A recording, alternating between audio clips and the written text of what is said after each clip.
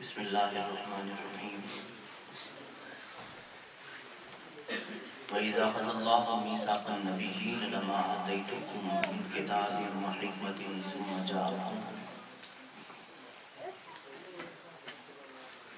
ثُمَّ جَاءَكُمْ رَسُولٌ مُّصَدِّقٌ لِّمَا مَعَكُمْ لَتُؤْمِنُنَّ بِهِ وَلَتَنصُرُنَّهُ قال أقررتم وأخذتم على ذلكم إصري قالوا أقررنا قال فاشهدوا وأنا معكم من الشاهدين فمن تولى بعد ذلك فأولئك هم الفاسقون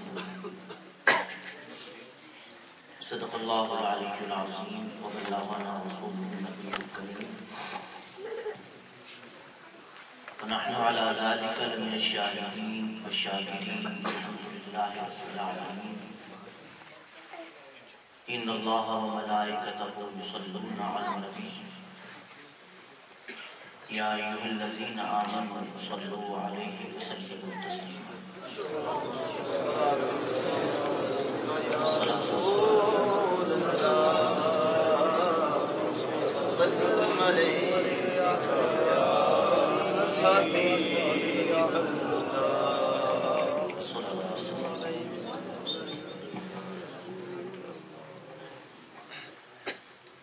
واجب صدیق کرام، معزز و محترم دوستو، بھائیو،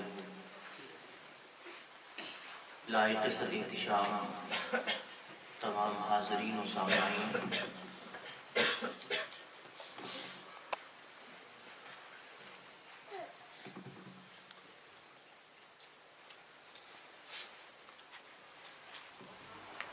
رسالت مآب صاحب لولا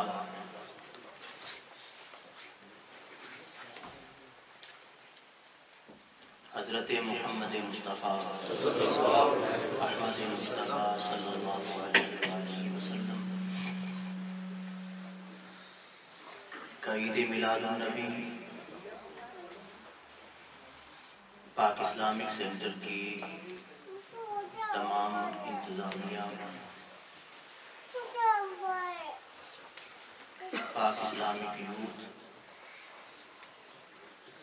اور پاک اسلامک ویلفیئر کے جتنے بھی ہمارے اراکین و رفقا ہیں،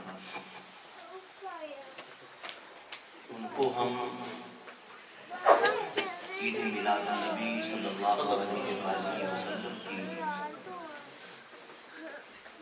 مبارکباد پیش کرتے ہیں، اور ان کی جانب سے جو دوست بھی یہاں پہ تشریف فرما ہیں اور اطناف و اکناف سے، دور دراز سے تشریف لانے والے، قرب و بود سے بارگاہ رسالت میں اور ان کے پاک محفل میں حاضری دینے والوں کو بھی ہم مبارکباد کا مستحق سمجھتے ہیں۔ جو تشریف نہیں لا سکے اور دل میں تمنا اور آرزو رکھتے ہیں اس بات کی کہ ہم محفل میلاد میں حاضری دیں، حاضر ہوں اور اس لذت سے، اس شوق سے بھی حصہ پا سکیں، جو نہیں تشریف لا سکے ہم انہیں بھی مبارکباد دیتے ہیں، اور امت مسلمہ کے ہر اس فرد کو جس کا دل پیغمبر کریم سرور عالم صلی اللہ علیہ وآلہ وسلم کی محبت میں، پیار میں، چاہت میں تڑپتا بھی ہے اور دھڑکتا بھی ہے، ہم ہر اس فرد کو مبارکباد کا مستحق سمجھتے ہیں اور اسے صد بار مبارکباد دیتے ہیں۔ اور اس کے علاوہ جو سیرت پاک کا جلسہ کرتے ہیں، سیرت پاک کا جلسہ کرنے والوں کو بھی ہم مبارکباد دیتے ہیں، اس لیے کہ پیغمبر کریم کی صورت ہو یا وہ سیرت، مقصود ہمارا یہی ہے، منزل ہماری یہی ہے۔ پہلے یہ پروگرام نہ تھے، اب یہ سیرت کے حوالے سے پروگرام ہے، تو بھی مبارکباد کے مستحق کہ انہوں نے پیغمبر کریم کی عظمت و شان کو جانا تو صحیح، کچھ نہ کچھ سمجھا تو صحیح۔ یہ تو سمجھا نا کہ اگر جامعہ اور دارالعلوم کا سالانہ جلسہ ہو سکتا ہے تو کم از کم یہ تو جانا نا کہ سیرت پاک کا بھی جلسہ اور بیان ہو سکتا ہے۔ اتنا تو اہل سنت کو ہم مبارکباد دیتے ہیں اس حوالے سے کہ انہوں نے اتنی بات کو منوا لی کہ اگر ربیع الاول آئے تو اس میں خاص طور پہ سیرت پاک کا بیان کرنا لازم ہو گیا ان کے لیے۔ یہ بھی اہل سنت اس حوالے سے بھی مبارکباد کی مستحق ہے کہ ان کی کوششوں اور کاوشوں سے اس طبقہ خاص میں بھی محبت رسول جاگی ہے، اور ہم یہ سمجھتے ہیں کہ جس کا دل رسالت مآب صلی اللہ علیہ وآلہ وسلم کی محبت میں تڑپے اور دھڑکے، وہ مبارکباد کا مستحق ہے۔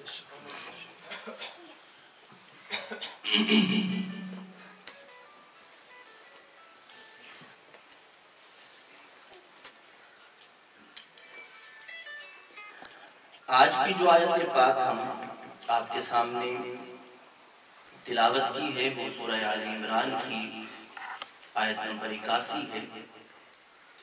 ہم اسی کو ہی گفتگو کا مرکز بنائیں گے اور اپنی گفتگو کو مختصر لفظوں میں آپ دوستوں کے سامنے کوشش کریں گے بیان کرنے کی۔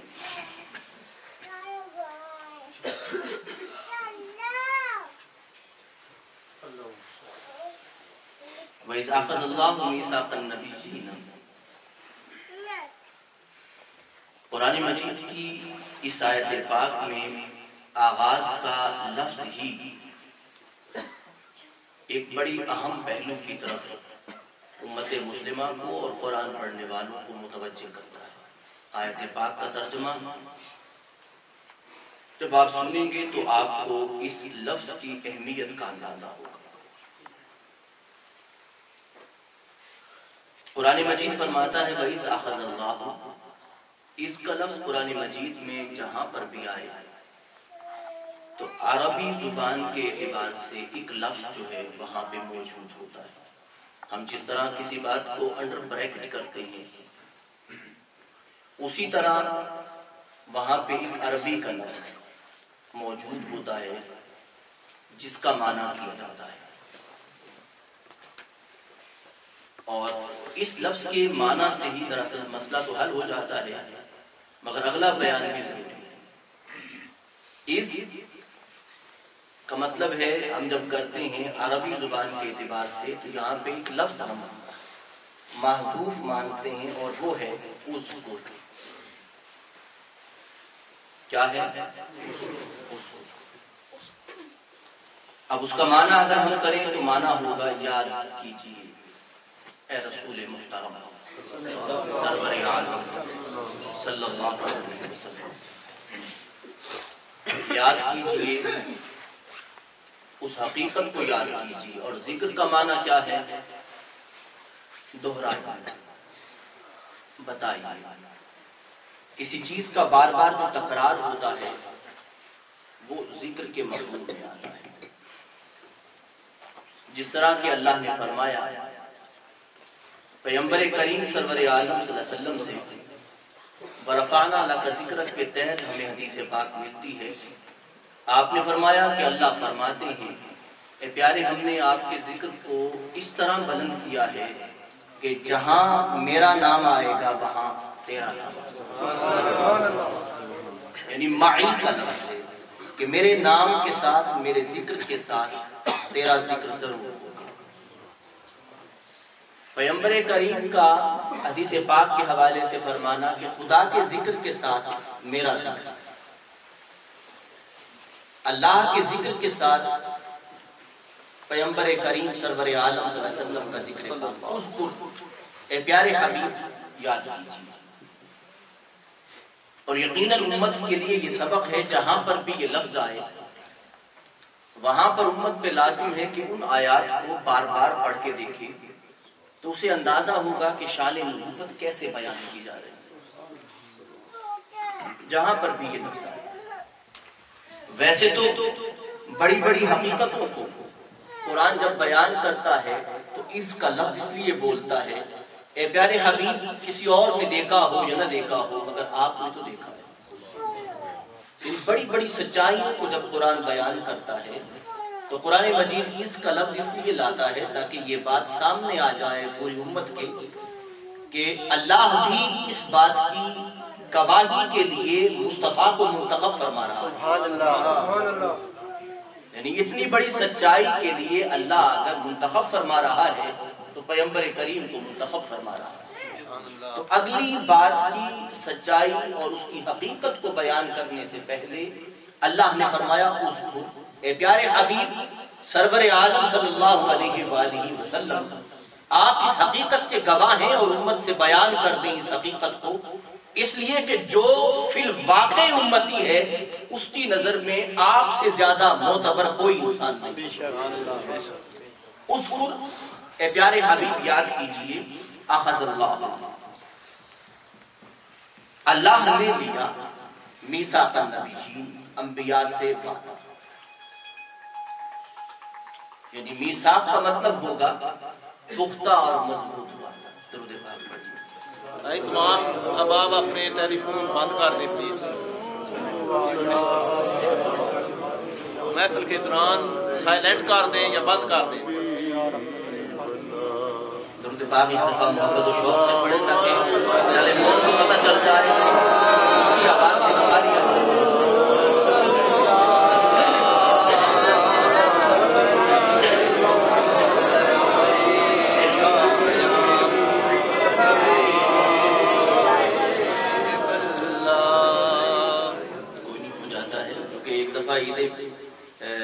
عید کا موقع تھا تو میرا فون سامنے رکھا ہوا تھا اور میں دوستوں سے گزارش کر رہا تھا کہ فون بند کر دیجیے، تو میرا فون ہی بج اٹھا۔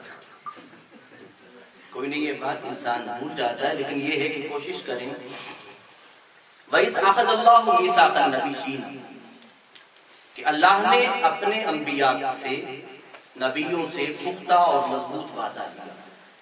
کیا وعدہ لیا؟ لَمَا آتَيْتُكُمْ، کہ جب میں تمہیں عطا کروں، کیا چیز عطا کروں؟ من کتاب وحکمہ، کتاب عطا کروں اور حکمت عطا کروں۔ اب حکمت کے بہت سے معنی ہیں۔ حکمت دانائی کو کہتے ہیں، اسی وجہ سے حکیم اس شخص کو کہتے ہیں جو بہت دانا ہو، بہت عقل مند ہو۔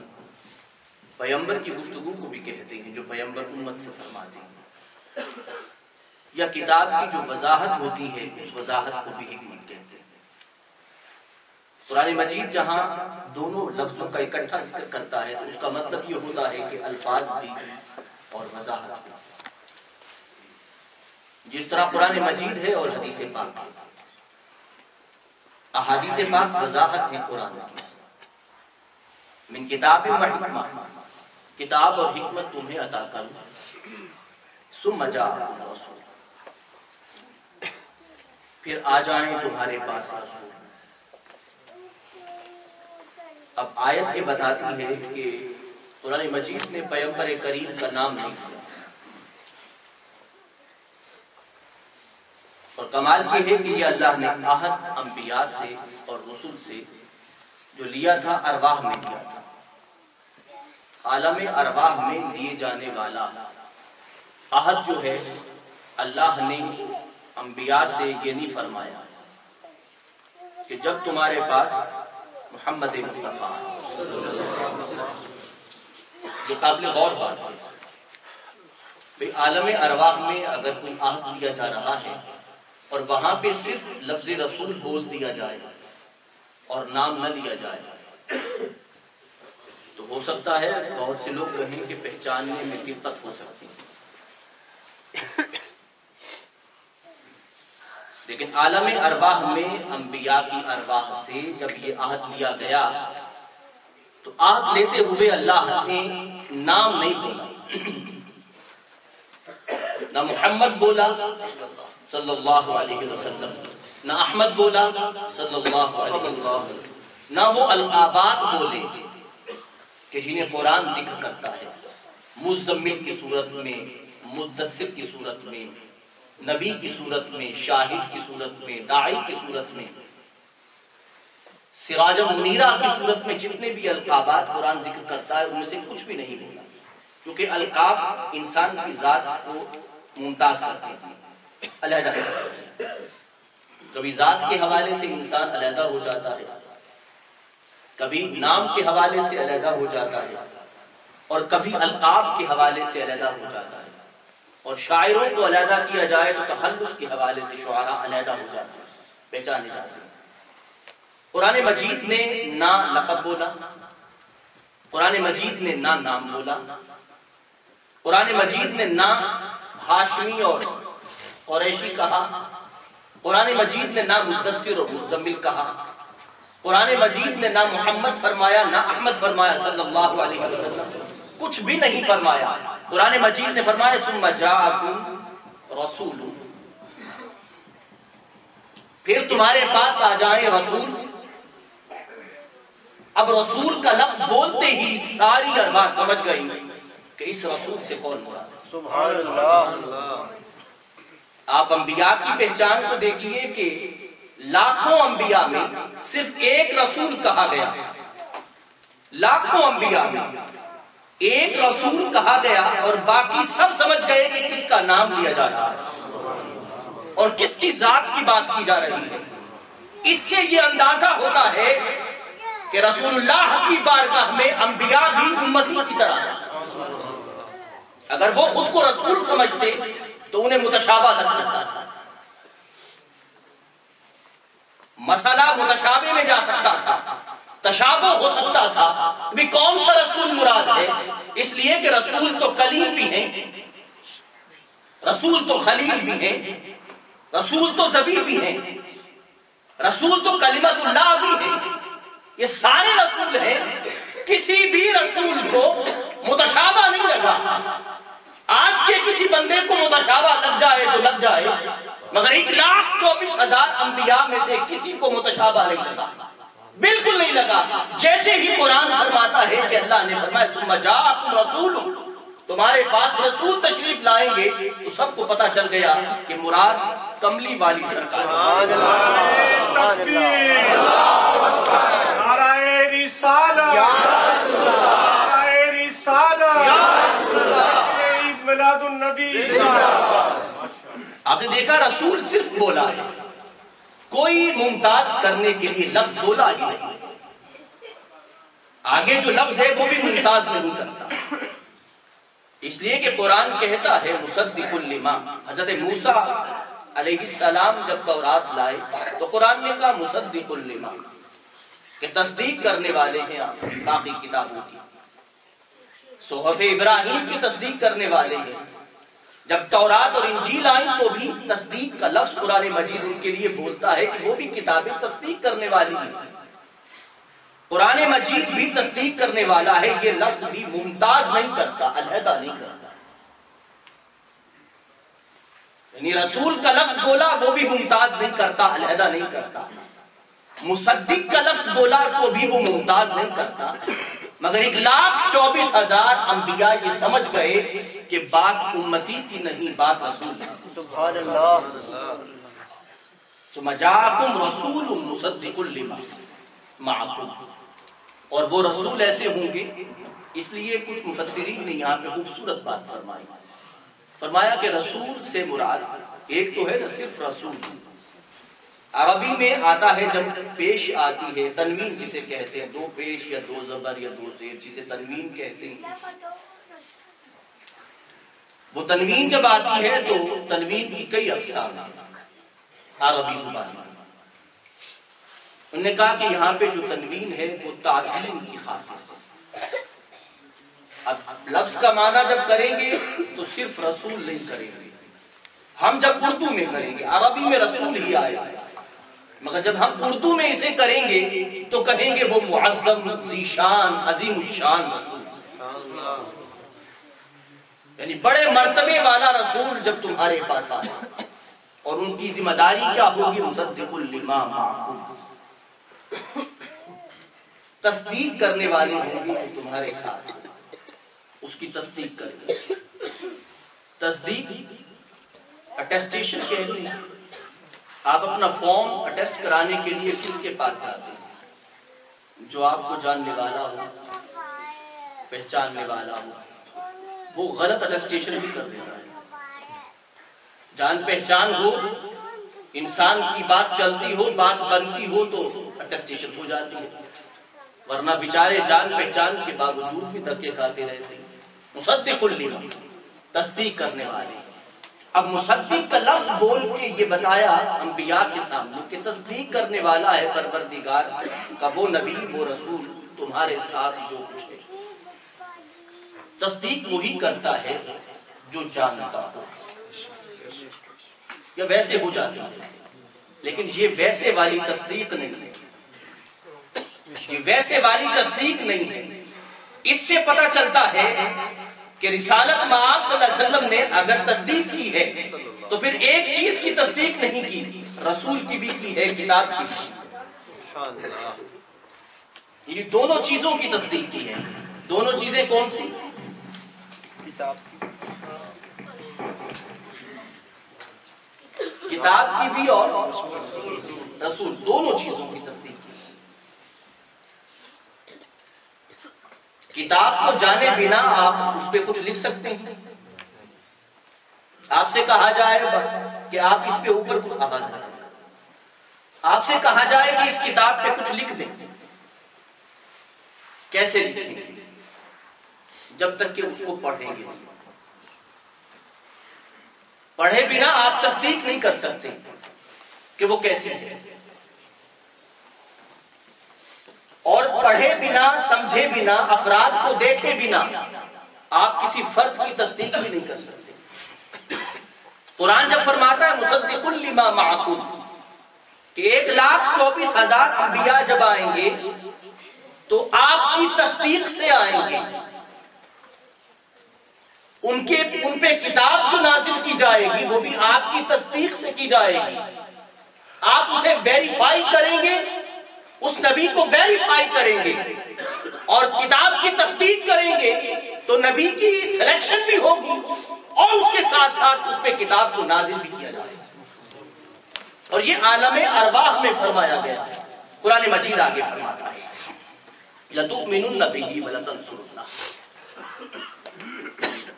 اگر وہ تشریف لے آئے تو تمہاری ذمہ داری کیا ہوگی کہ تم ضرور بے ضرور ایمان لاؤ گے۔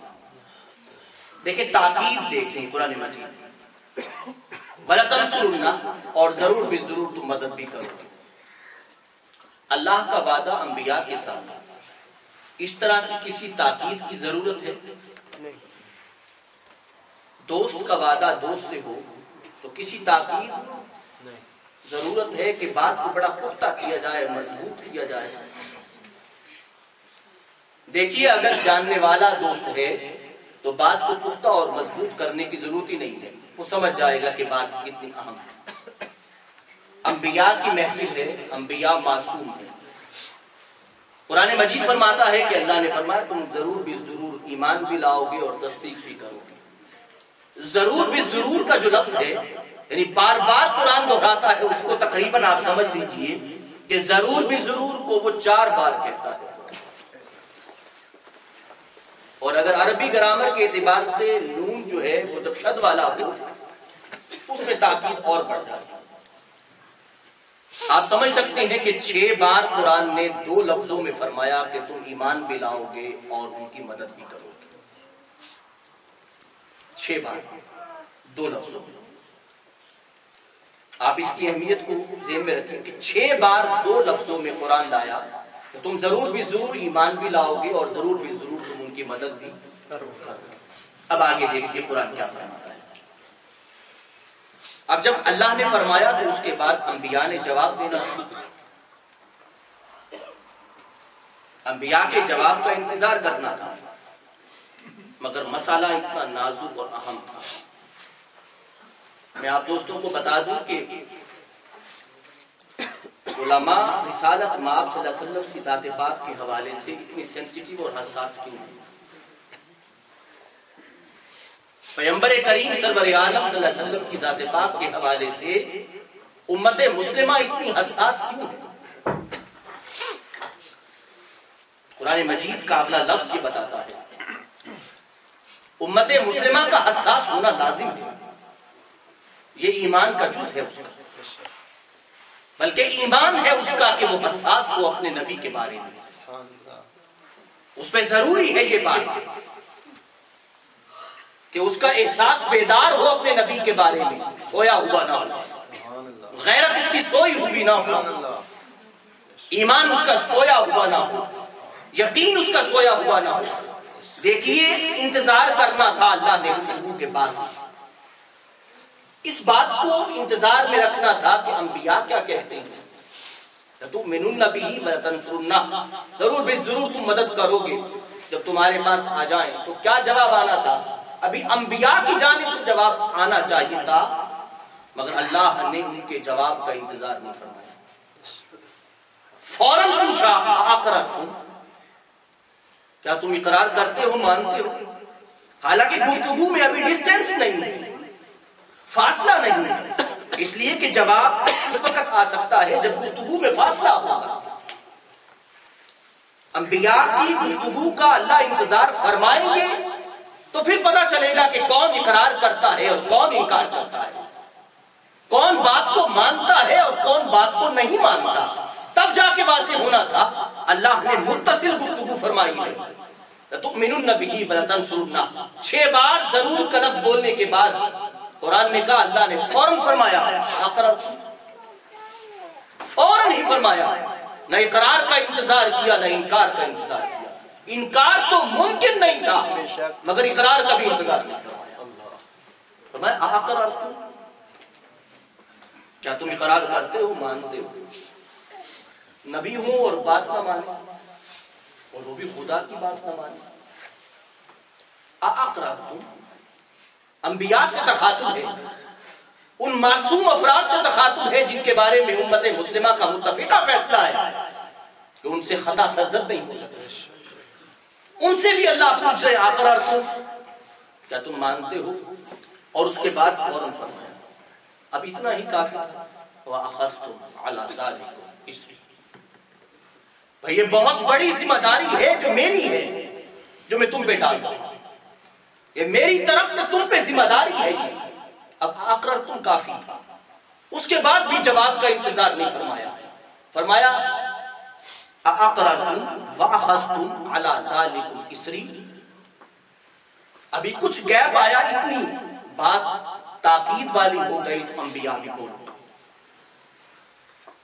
قالوا اقررنا،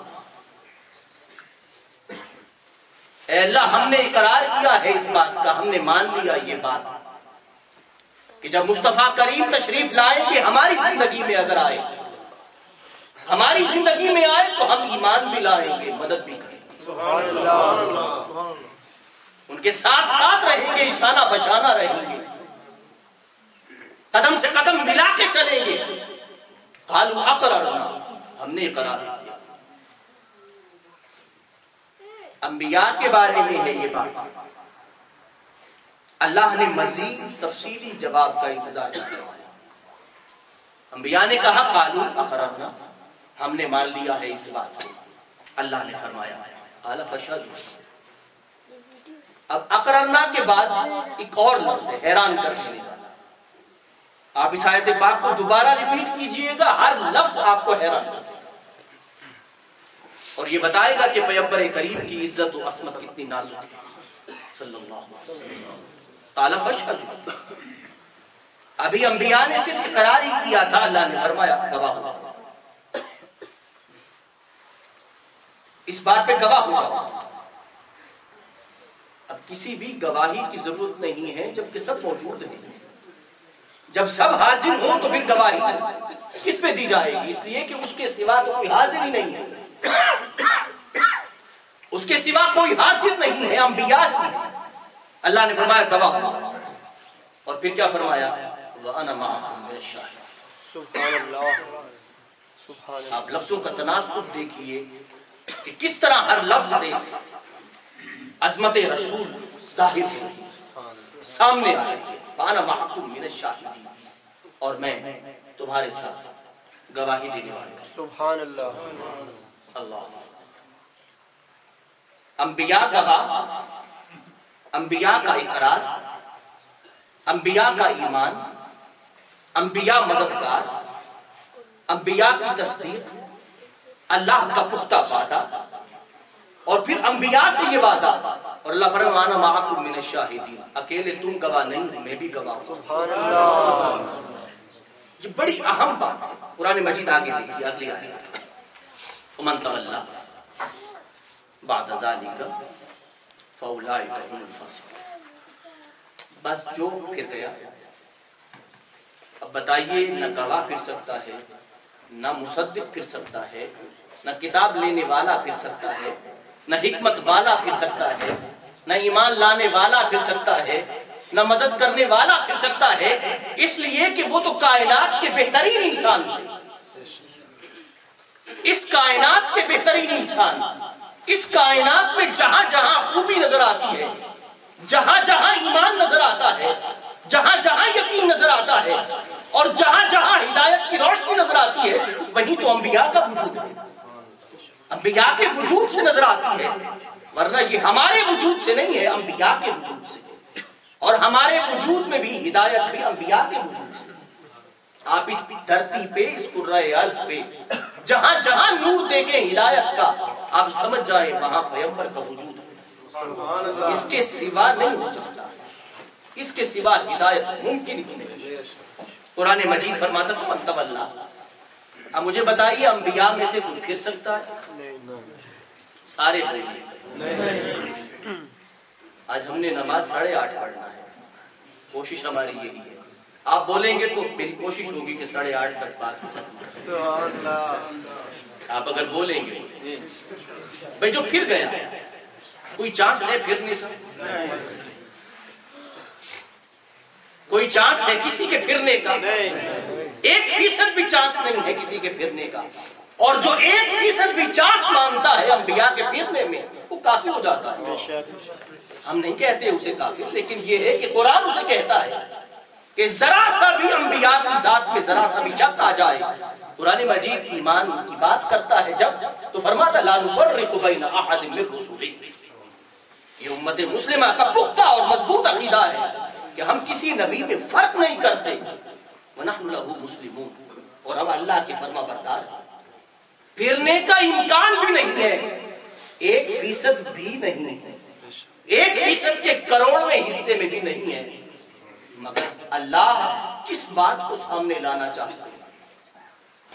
دراصل یہ بتانا چاہتے ہیں کہ جہاں امکان نہ بھی ہو وہاں پہ لہجہ خداوندی یہ ہے، اور جہاں پہ امکان ہو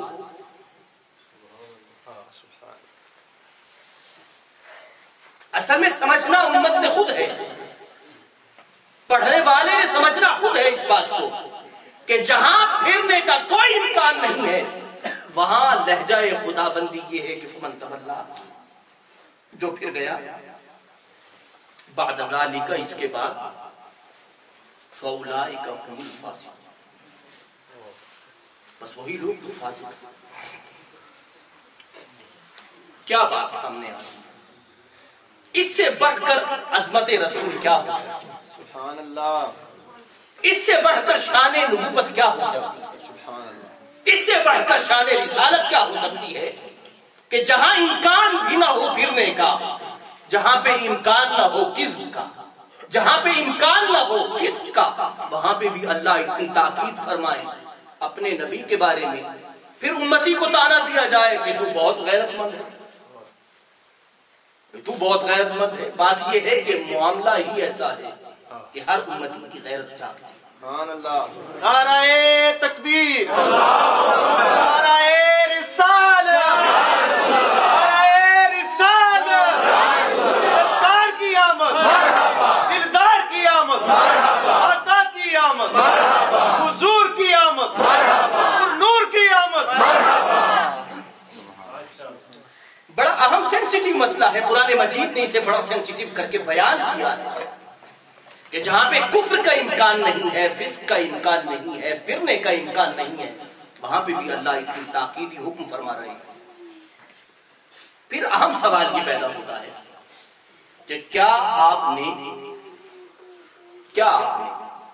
کسی نبی کے زمانے میں آنا تھا؟ آنا تو نہیں تھا۔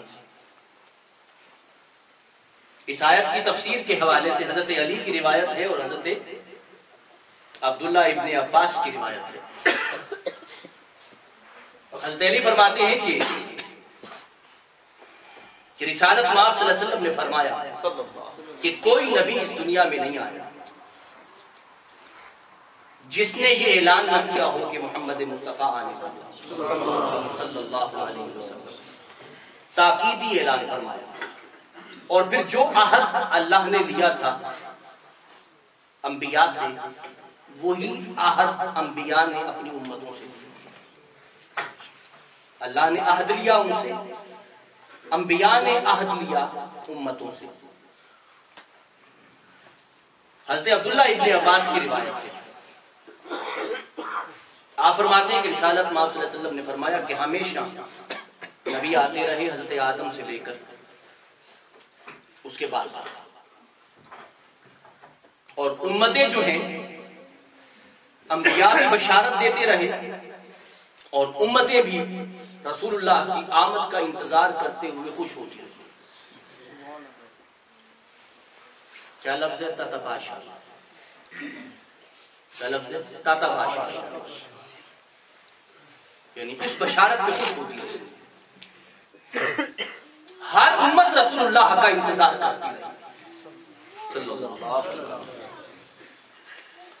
ہر امت انتظار کرتی رہی اور خوش ہوتی رہی، اور آپ کا نام لے کے اللہ سے مدد مانگتی رہی۔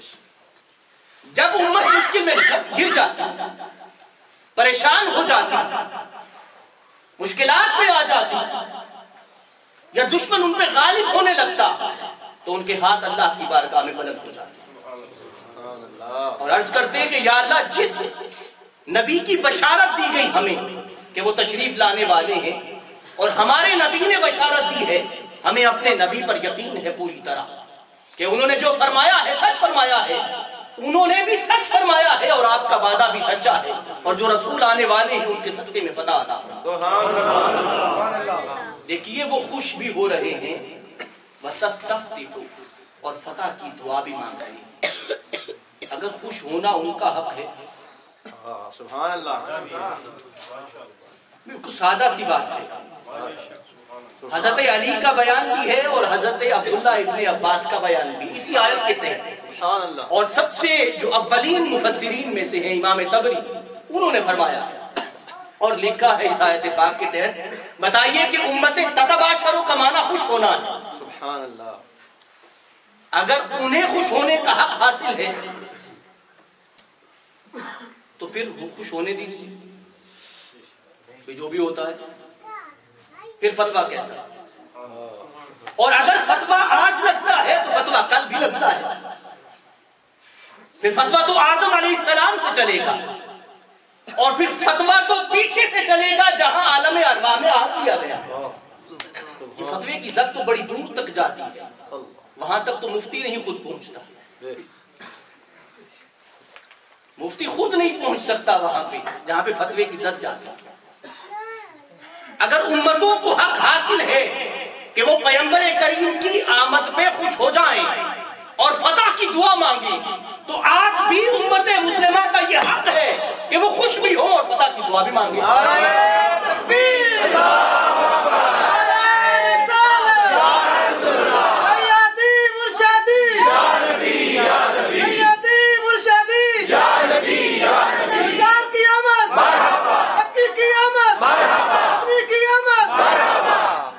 آنا نہیں تھا میرے پیغمبر نے ان کے زمانے میں، آنا نہیں تھا، خدا بھی جانتا تھا، خدا بھی جانتا تھا اس حقیقت کو کہ آنا نہیں ہے، پھر تصدیق کیوں، پھر آمد کا ذکر کیوں؟ اصل میں رب کریم چاہتے یہ تھے کہ عالم انسانیت میرے کا انتظار ہی کرتے چلے دیدار کی لذت نہ اٹھا سکے کوئی تو نہ اٹھا سکے، وصل کی لذت نہ اٹھا سکے چلو نہ اٹھا سکے، صحابیت کا درجہ نہ پا سکے چلو نہ پا سکے، مگر انتظار کی لذت تو اٹھا سکتا ہے۔ دیکھیے انتظار بھی ملنے کی طرح ہی ہوتا ہے، کوئی انتظار کی لذت اٹھا کے گئے اور کچھ لوگ وصل کی لذت اٹھا سکے اور کچھ صحابیت کا درجہ پا سکے اور کچھ اب امید رکھتے ہیں کہ ہم جا کے پھر ملیں۔ فرق اتنا ہے، اب بھی انتظار ہے، پہلے بھی انتظار تھا، انتظار بھی وصل کی طرح ہوتا ہے۔ یہ سمجھنے والے سمجھ جاتے ہیں کہ انتظار جو ہوتا ہے محبوب کا وصل کی طرح جو ہوتا ہے، وصل کی طرح مزہ دیتا ہے، انتظار کی کیفیات انسان پہ چھا جاتی ہیں۔ قرآن مجید اس لیے فرماتا ہے، حضرت عیسیٰ علیہ السلام آخری پیغمبر رسول اللہ سے پہلے صلی اللہ علیہ وسلم، آپ نے فرمایا وَمُبَشِّرًا بِرَسُولٍ يَأْتِي مِن بَعْدِ اسْمُهُ أَحْمَدُ۔ قرآن کے الفاظ ہیں وَمُبَشِّرًا، بشارت کس بات پہ دی جاتی ہے؟ کسی کا منہ لٹک جائے؟ حضرت عیسیٰ کی امت نے تو کوئی فتویٰ نہیں لگایا، حالانکہ آپ کی امت کا لہجہ انتہائی گستاخانہ تھا۔ حضرت موسیٰ علیہ السلام نے بھی ذکر فرمایا، آپ کی امت کا لہجہ بھی ٹھیک نہیں تھا۔ قرآن مجید فرماتا ہے، آپ دیکھیے قرآن مجید بتاتا ہے کہ ہر امت نے اپنے نبی کو جب پکارا تو نام سے پکارا۔ قرآن مجید نے ذکر کیا قالوا ادع لنا ربک یبین لنا ما لونھا، اس آیت پاک میں دیکھیں کہ انہیں جب پکارا تو موسیٰ کہا، امت نے جب پکارا تو موسیٰ کہا، عیسیٰ کہا، امت نے جب پکارا تو یعقوب کہا، یا ابراہیم کہا، امت نے جب پکارا تو یا یحییٰ کہا، یا زکریا کہا، امت نے جب پکارا تو یہ کہا، نبی کا نام لیا، مگر جب امت مسلمہ نے پکارا تو کہا یا ایھا المصطفی، یا رسول اللہ انظر حالنا، یا حبیب اللہ اسمع قالنا، اننا فی بحر غم مغرق خذ یدینا ساحل لنا اسقانا۔ یعنی قرآن نے جب پکارا تو نام نہیں لیا، مگر پہلے انبیاء کی امتوں نے پکارا تو نام لیا، نبی کا نام لے کے پکارا، نبی کے نام کو رسول اللہ کی ذات کے حوالے سے منع کر دیا کہ آپ کا نام لے کے نہ پکارا جائے۔ اب دیکھیے کہ امت کو پکارا گیا، پہلی امتوں کو پکارا جاتا تھا تو کیا کہا جاتا تھا؟ یا ایھا المساکین، یا ایھا المساکین، یعنی مانگتے، مانگنے والے۔ مگر جب امت مسلمہ کو پکارا گیا اور کہا گیا تو قرآن نے کہا یا ایھا الذین آمنوا، کہاں باقی امتوں سے تخاطب یا ایھا المساکین، اور امت مسلمہ سے کہا گیا یا ایھا الذین آمنوا۔ یہ اعزاز ہے۔ پیغمبر کریم نے فرمایا، آپ نے فرمایا کہ باقی امتیں 70 بھی مل جائیں تو میری امت کی عزت کے برابر نہیں۔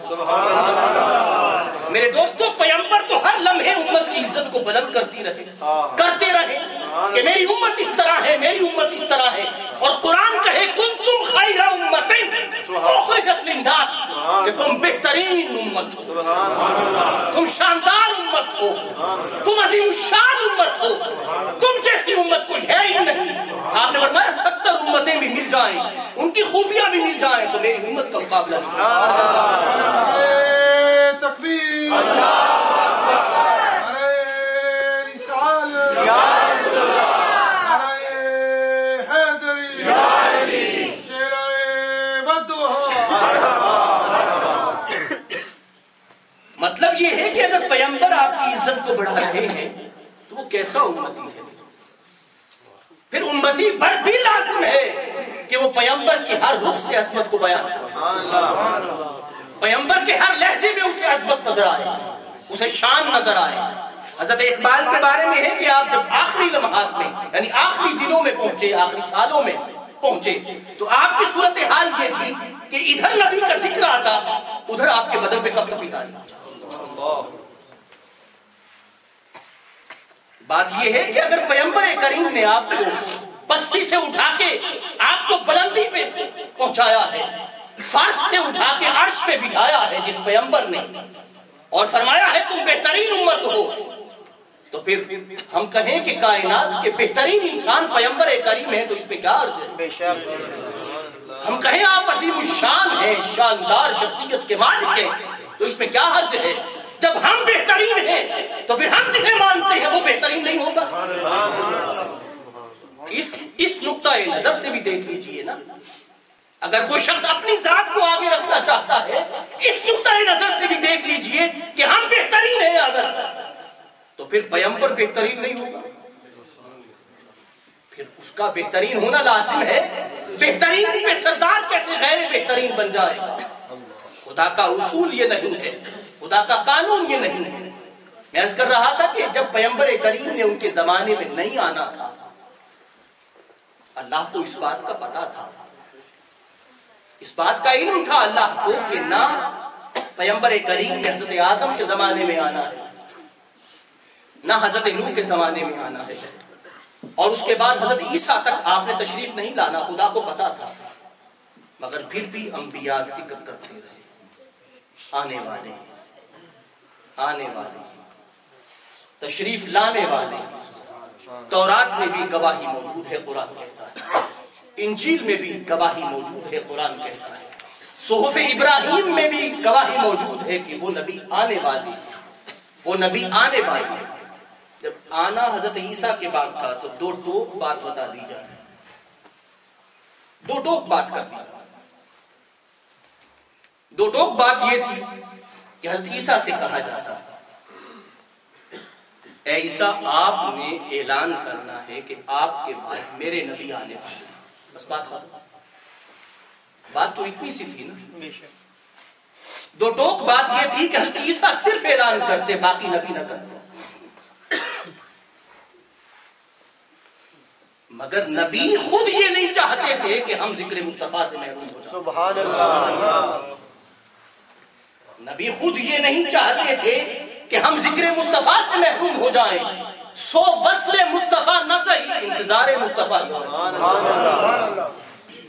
قرآن مجید یہ بتاتا ہے، سب کو پتا ہے، اور قرآن جب یہ بتاتا ہے اس حقیقت کو تو ذہن میں رکھیے کہ خدا کو پتا تھا کہ آپ نے عیسیٰ علیہ السلام کے بعد آنا ہے، مگر پھر بھی ذکر مصطفیٰ کو جاری رکھا۔ اور کمال یہ ہے کہ حضرت عیسیٰ علیہ السلام نے، اللہ نے نام نہیں لیا مگر انبیاء نے نام لیا۔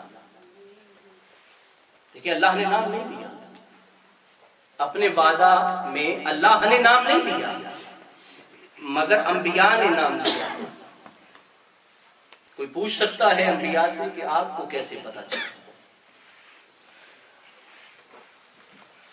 کوئی پوچھ سکتا ہے انبیاء سے کہ آپ کو کیسے پتا چلا؟ خدا نے تو آیت میں نام لیا ہی نہیں کسی رسول کا، نہ کسی نبی کا۔ اس بات کی ذرا سی وضاحت اس طرح ہو جاتی ہے، جب حضرت آدم علیہ السلام بھول گئے اور بھولنے کے بعد جنت سے اتارے گئے تو آپ عرصہ دراز تک خدا کی بارگاہ میں روتے رہے اپنی بھول پہ، اور پھر جب آپ نے وسیلہ پیش کیا نبی کریم رؤوف الرحیم سرور عالم صلی اللہ علیہ وسلم کا، وسیلہ جب پیش کیا تو اللہ نے سوال کیا، بھول کے معاف کرنے سے پہلے سوال کیا، کس سے؟ جو بھول تھی اس کے معاف کرنے سے پہلے سوال کیا۔ حضرت آدم علیہ السلام نے جب رسالت مآب صلی اللہ علیہ وسلم کا نام لیا تو اللہ نے بھول کے معاف کرنے سے پہلے سوال کیا، پوچھا ہے آدم آپ کو کیسے پتا چلا کہ یہ وہ ذات ہے جس کے صدقے میں ہر شے عطا کر دیتا ہوں؟ کیسے آپ کو کیسے پتا چلا؟ یعنی بھول تو یہ تھی نا کہ بھئی اے آدم آپ بھول گئے سو ہم نے آپ کو معاف کیا، لیکن پوچھا کہ آپ کو کیسے پتا چلا اس بات کا کہ یہ نام لیا جائے تو خدا رد نہیں کرتا، بات مان لیتا ہے، اس نام کی لاج رکھتا ہے. یہ کیسا لجپال ہے جس کا تو نام لے رہا ہے، سمجھتا ہے کہ اس کے صدقے میں میری بھول معاف کر دی جائے گی. شاید اسی لیے امت سے کہا گیا کہ جب تم اپنی ذات پہ زیادتی کر بیٹھو تو بارگاہ رسالت میں چلے جاؤ. اور کوئی در ایسا نہیں ہے جہاں پہ تمہیں معافی مل سکے، مگر وہ در ایسا ہے کہ جہاں دہلیز پہ سر رکھ دو گے اللہ تمہارے سر کی عزت کرے، تمہارے جھکنے کی عزت کرے، تمہیں پامال نہیں ہونے دیں گے. اسی لیے تو حضرت آدم سے لے کر اب تک ساری عالم انسانیت نبی کے بارگاہ میں جھکتی. آدم نہ جھکتے، دعا نہ کرتے تو شاید انسانیت بھی نہ کرتی. اس کا مطلب یہ ہے کہ بھول انسان سے ہو سکتی ہے مگر وہ بھول نہ ہو کہ جس پہ نبی نہ ہو. بھول ہو جائے تو قابل معافی ہے مگر جو نبی کو بھول جائے وہ کیسے قابل معافی ہو سکتا ہے؟ بھول قابل معافی ہے. حضرت آدم بھی بھول گئے مگر جس نام کو پیش کیا وہ محمد مصطفیٰ کا نام. بھول جانا قابل معافی ہے مگر پیغمبر کو بھول جانا قابل معافی نہیں. نعرہ تکبیر، نعرہ رسالت، نعرہ رسالت. سرکار کی آمد، دلدار کی آمد، آقا کی آمد، داتا کی آمد، اولا کی آمد، آلہ کی آمد، حضور کی آمد، نور کی آمد. ذرا جھوم کے بولو، ذرا زور سے بولو. پیغمبر کریم نے اسی لیے فرمایا، آپ نے فرمایا کہ جو شخص حج کے لیے آیا ہے اور حج کر کے وہ واپس چلا گیا ہے اور میرے پاس ملنے نہیں آیا، آپ نے فرمایا جس نے حج کیا من حج فلم یزرنی فقط جفانی.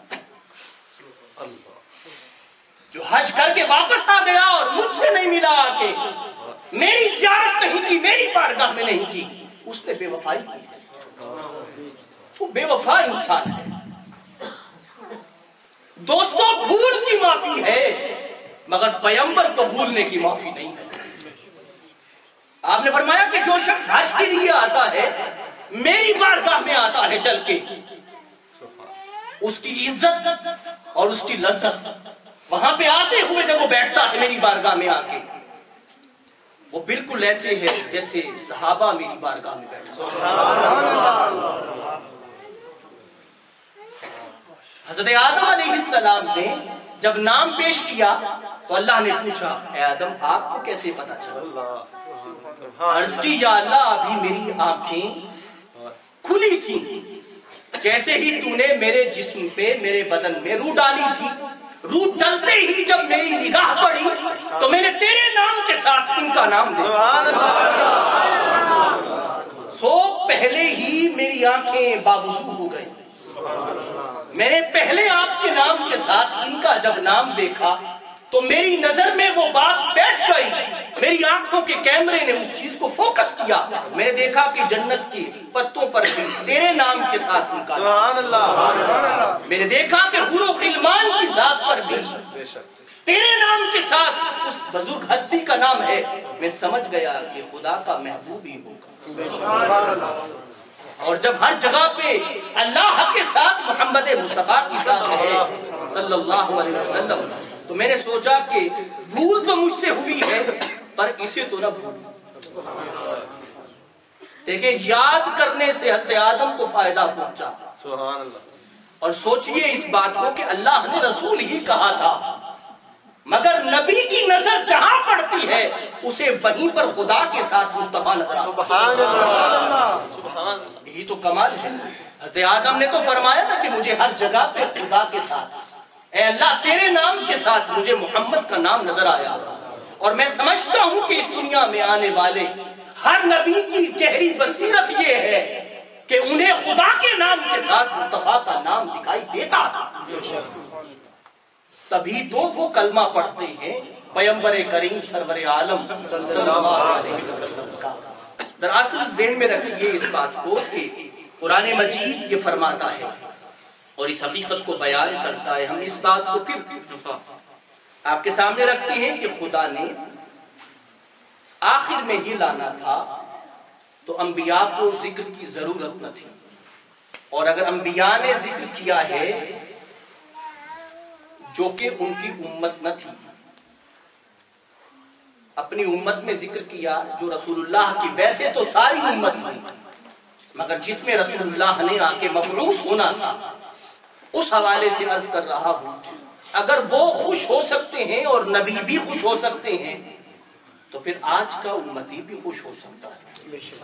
اور میں تو سمجھتا ہوں کہ قرآن مجید جب بشر کا لفظ بولتا ہے، میں نے روم کے وہاں پہ دوستوں کے سامنے بیان کیا کہ بشر کا معنی یہ ہے کہ پیغمبر کریم کی جیسے خوشی نصیب ہو تو چہرہ چمک، سبحان اللہ، یہ بشر کا معنی ہے کہ چہرے کی رنگت بدل جائے، خوشخبری اسے محسوس ہو۔ پیغمبر کریم کی ذات آئے، ولادت کا مہینہ آئے، مگر امتی کا چہرہ نہ بدلے، اپنی اولاد کی پیدائش پہ تو چہرہ بدل جائے۔ دوستو انصاف تو یہ ہے ہی نہیں۔ ایک منصف مزاج انسان اور امت سے میں گزارش کرتا ہوں، اور میں منصف مزاج دوستوں سے مخاطب ہوں، دوستو یہ انصاف کا تقاضا ہے کہ اپنی اولاد ہو تو چہرہ کھل اٹھے، اور قرآن کہے کہ آپ بشر ہیں، آپ کا چہرہ کھل اٹھا ہے، اپنی اولاد کی ولادت پہ تو آپ کا چہرہ کھل اٹھے، مگر محمد مصطفیٰ کی ولادت پہ آپ چپ گزر جائے، ایسا ٹھیک نہیں ہے۔ جب اللہ پیغمبر کریم کی ولادت کو بیان کرتا ہے اور انبیاء پیغمبر کریم کی ولادت کو بیان کرتے ہیں اور ذکر کر کے ایک لذت، ایک مزہ، ایک عزم محسوس کرتے ہیں اور انتظار کر رہے ہیں اور کرتے رہے ہیں، کرتے رہیں گے۔ رسالت مآب صلی اللہ علیہ وسلم نے ایک بات بڑی اہم فرمائی اور امت کے حوالے سے فرمائی۔ آپ نے فرمایا کہ حضرت عیسیٰ علیہ السلام آئیں گے، میری امت میں سے آئیں گے، وہ نبی ہوں گے، بعد میں آئیں گے، مگر میرے امتی بن کے آئیں گے، اور میرا اعزاز ہے امت کے لیے کہ حضرت عیسیٰ کی امامت جو فرمائیں گے وہ امام مہدی ہے جو میری امت کے، یعنی حضرت عیسیٰ کی امامت بھی امام مہدی فرمائیں گے۔ آپ غور کیجئے کہ پیغمبر کریم نے اپنی امت کو کتنی عزت دی ہے۔ یاد رکھیے کہ آپ کی عزت کا بیان اس لیے نہیں ہے کہ ہم آپ کی عزت کی بلندی کی بات کر رہے ہیں، دراصل ہم یہاں موجود ہیں صرف اس مقصد کے لیے کہ ہم سے بھول تو ہو جائے مگر کہیں ہم بھول نہ جائیں، اس لیے کہ وہ بھول قابل معافی ہے مگر یہ بھول قابل معافی ہے۔ اللہ عمل کی توفیق عطا فرمائے، آمین ثم آمین۔